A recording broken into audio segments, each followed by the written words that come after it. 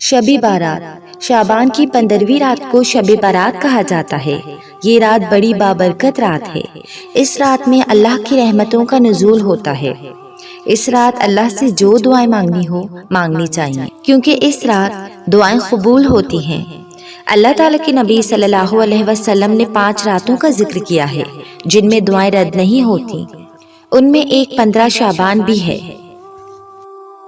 اس رات کو الگ الگ نام سے بھی پکارا جاتا ہے، کیونکہ اس رات میں توبہ قبول کی جاتی ہے، گناہ مٹا دیے جاتے ہیں، دعائیں قبول ہوتی ہیں۔ یہ وہ رات ہے جس میں آسمان اور رحمت کے 300 دروازے کھول دیے جاتے ہیں۔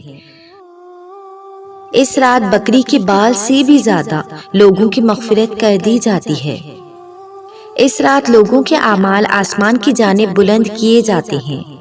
اسی رات مرنے والوں کی اور پیدا ہونے والوں کی تعداد اور انسان کی ہر چیز لکھ دی جاتی ہے اور نیا اعمال نامہ شروع کیا جاتا ہے۔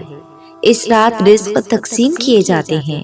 یہ رات سال بھر کے گناہوں کا کفارہ بنتی ہے۔ اللہ تعالیٰ کے نبی صلی اللہ علیہ وسلم نے فرمایا کہ میں نے تمہیں قبروں کی زیارت سے منع کیا تھا، اب زیارت قبور کیا کرو کہ بے شک یہ دنیا سے بے رغبت کرتی ہے اور آخرت کی یاد دلاتی ہے۔ اس رات اپنے مرحومین کو یاد رکھیں، ان کی قبروں کی زیارت کریں، ان کے لیے بے حساب ایصال ثواب کریں۔ اس رات عبادت کچھ یوں کریں کہ ایک حصے میں حضور صلی اللہ علیہ وسلم پر بے تحاشا درود پاک بھیجیں، استغفار کی کثرت کیجیے، پھر جو قضا نمازیں ہوئی ہیں انہیں ادا کریں۔ سجدے کی حالت ایسی ہو کہ آنکھوں میں آنسو ہوں، ندامت کے ساتھ سجدہ کیجیے، پھر اللہ سے اپنی دین و دنیا کی دعائیں بھلائیاں مانگیں۔ شب بارات میں عبادت کرنا مستحب ہے، کوئی بدعت نہیں ہے۔ اس رات اچھے لباس پہنیں، خوشبو لگائیں، سرما لگائیں، قبرستان جائیں، مسجد جائیں، عورتیں گھروں میں رہیں اور عبادت کریں۔ شب بارات میں سورہ دخان پڑھنا مستحب ہے۔ حضرت ابو ہریرہ رضی اللہ تعالی عنہ سے مروی ہے کہ جو کوئی اس رات سورہ دخان کی تلاوت کرے، صبح ایسی کرے گا کہ 70,000 فرشتے اس کے لیے دعائیں مغفرت کر رہے ہوں گے۔ کم سے کم ایک بار تو ضرور پڑھیں سورہ دخان۔ بزرگان دین اس رات کو یہ دعا مانگتے تھے، جس کا ترجمہ یہ ہے: اے اللہ پاک، تو نے اگر ہمیں بدبخت لکھا ہے تو اسے مٹا دے اور ہمیں سعادت مند لکھ دے، اور اگر ہمیں سعادت مند لکھا ہے تو ہمیں اس پر ثابت قدم رکھ۔ بے شک جو تو چاہتا ہے وہ مٹاتا ہے، جو تو چاہتا ہے وہ ثابت رکھتا ہے، اور تیرے ہی پاس ام الکتاب ہے۔ اس رات سے پہلے کسی کے ساتھ کچھ بھی غلط کیا ہو تو معافی مانگ لیں، دل سے مانگ لیں، اور خود بھی سب کو معاف کر دیں۔ اس رات بیری کے 6 پتے پانی میں جوش مار لیں اور اس پانی سے غسل کیجیے، انشاءاللہ سال بھر جادو ٹونے سے محفوظ رہیں گے۔ مغرب کے بعد 6 نوافل ادا کریں۔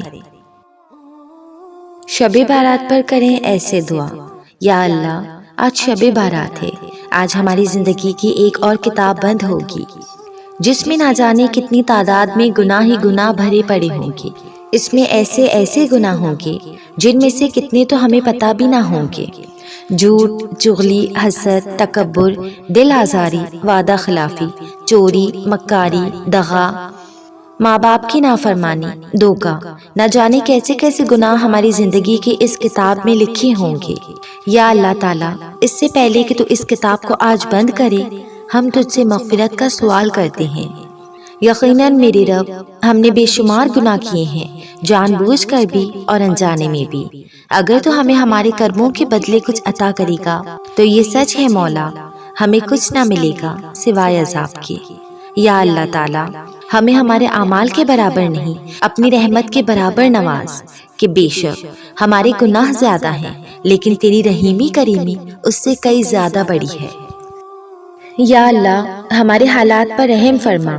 اس سے پہلے کہ اعمال نامہ بند ہو تو ہم سب پر جو اس ویڈیو کو دیکھ رہا ہے، سن رہا ہے، ان سب کے ماں باپ کی، ان کے گھر والوں کی، ان کے دوست و احباب کی، ان کے مرحومین کی، ہر امت محمدی صلی اللہ علیہ وسلم کی بے حساب مغفرت فرما دے۔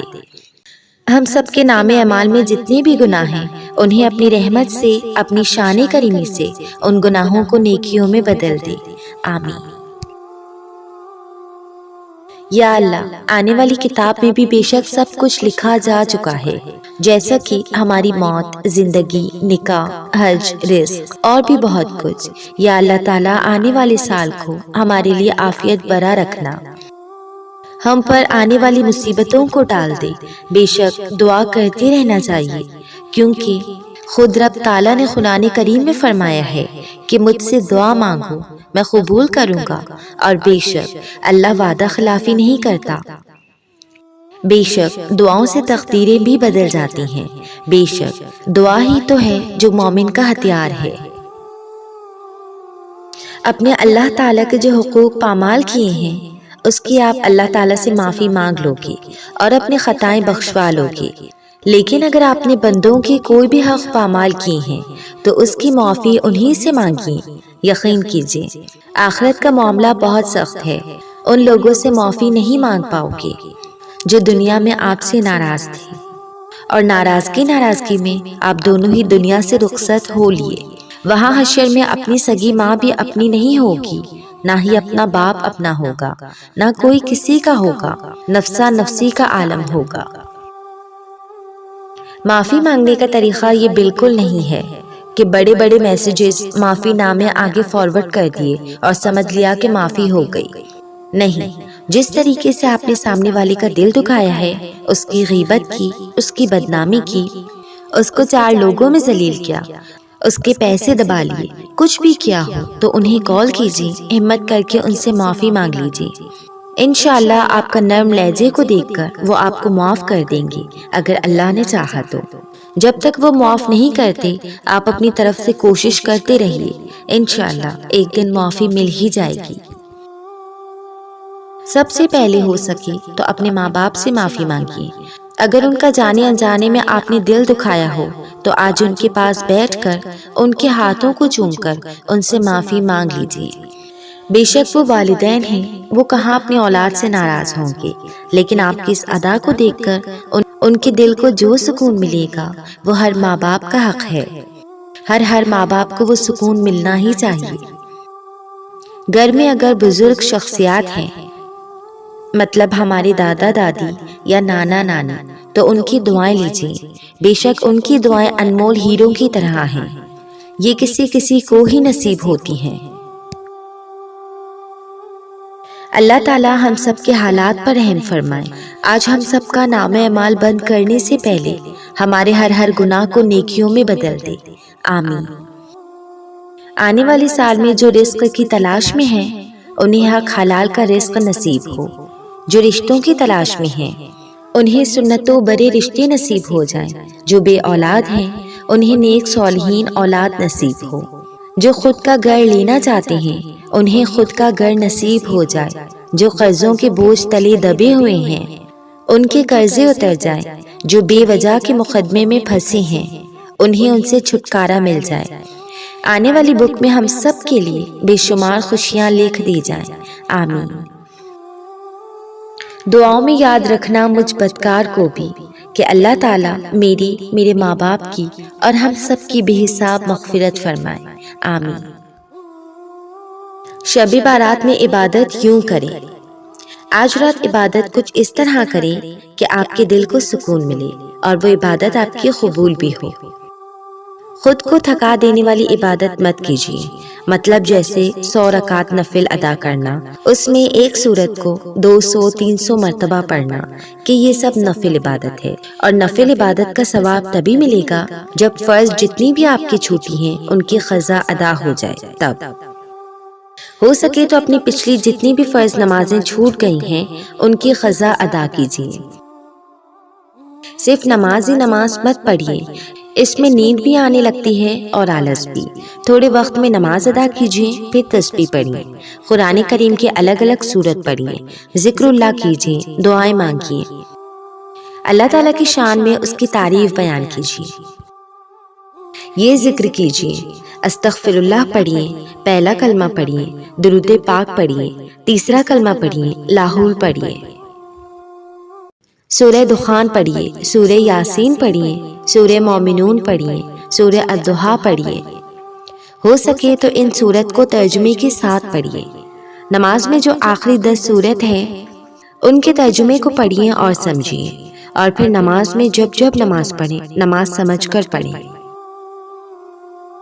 کنٹینیو بیٹھے رہنے سے کمر میں درد ہونے لگتا ہے، تو جب سورہ وغیرہ پڑھیں تو بیٹھ کر پڑھیں، اور ذکر کریں تو ہاتھ میں تسبیح لے کر تھوڑا تھوڑا چلتے چلتے پڑھیں۔ اس سے بیلنس بنا رہے گا۔ میں نے کچھ بھی بات زیادہ کی یا غلط ایڈ نہیں کی، میں نے عبادت کا طریقہ بتایا ہے۔ یہی طریقہ روزانہ بھی فالو کر سکتے ہیں۔ اگر روز عبادت کرنا چاہتے ہیں تو ایسے ہی کریں۔ اپنی دعاؤں میں مجھے بھی یاد رکھیں، میرے والدین کو بھی یاد رکھیں، اور میرے اپنوں کو بھی یاد رکھیں۔ پوری امت کی مغفرت کے لیے دعا کریں۔ جزاک اللہ خیرا۔ شب بارات کے مہینے کی فضیلت۔ حضرت سیدنا انس بن مالک رضی اللہ تعالی عنہ فرماتے ہیں، ماہ شعبان کا چاند نظر آتے ہی صحابہ کرام تلاوت قرآن پاک کی طرف خوب متوجہ ہو جاتے، اپنے اموال کی زکوٰۃ نکالتے تاکہ غریب اور ضرورت مند مسلمان رمضان کے روزوں کے لیے تیاری کر سکیں۔ پہلے کے انسان رمضان سے پہلے ہی اپنے سارے کام ختم کر لیتے تھے تاکہ رمضان شریف کا چاند نظر آتے ہی اللہ تعالیٰ کی عبادت میں لگ جائیں۔ کئی مسلمان پورے مہینے کے لیے اعتکاف میں بیٹھ جاتے۔ پہلے کے مسلمانوں کو عبادت کا کس قدر ذوق تھا، مگر افسوس آج کل کے مسلمانوں کو زیادہ تر مال کمانے کا ہی شوق ہے۔ پہلے کے مسلمان ان برکت والے دنوں میں رب الانام کی زیادہ سے زیادہ عبادت کر کے اس کے قرب حاصل کرنے کی کوششیں کرتے تھے، اور آج کے مسلمان مبارک دنوں میں بھی، خصوصاً ماہ رمضان مبارک میں بھی، دنیا کی ذلیل دولت کمانے کی نئی نئی ترکیبیں سوچتے ہیں۔ ہمارے پیارے نبی صلی اللہ علیہ وسلم اس مہینے میں سب سے زیادہ روزہ رکھتے تھے۔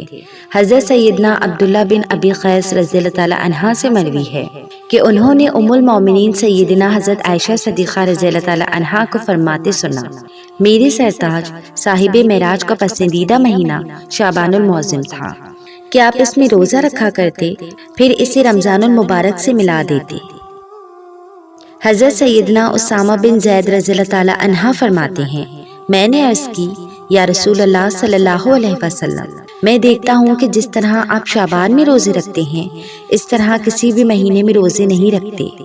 فرمایا، رجب اور شعبان کے بیچ میں یہ مہینہ ہے، لوگ اس سے غافل ہیں۔